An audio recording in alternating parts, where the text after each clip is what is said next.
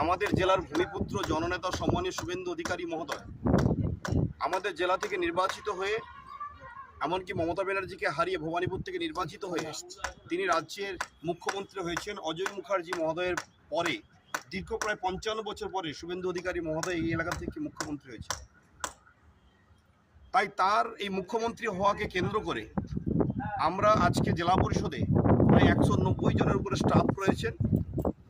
একেবারে ডিএম থেকে শুরু করে এডিএম জেডপি থেকে শুরু করে সেক্রেটারি থেকে শুরু করে সমস্ত আধিকারিকদেরকে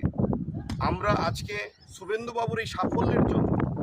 তিনি মুখ্যমন্ত্রীর মতো গুরুত্বপূর্ণ পদে আসীন হয়ে তিনি গত দুদিন ধরে জনহিতকর যে সকল প্রকল্পের কথা তিনি ঘোষণা করেছেন, পূর্ববর্তী সরকারের সমস্ত প্রকল্পে আসীন রেখে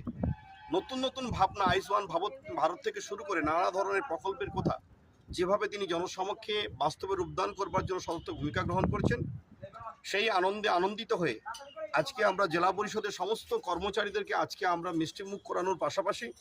তাদের প্রত্যেককে গৈরিক তিলক দিয়ে প্রত্যেককে আমরা পদ্মফুল দিয়ে আমরা বরণ করার উদ্যোগ গ্রহণ করছিলাম। কিন্তু মজার বিষয়, জেলা পরিষদে এসে আমরা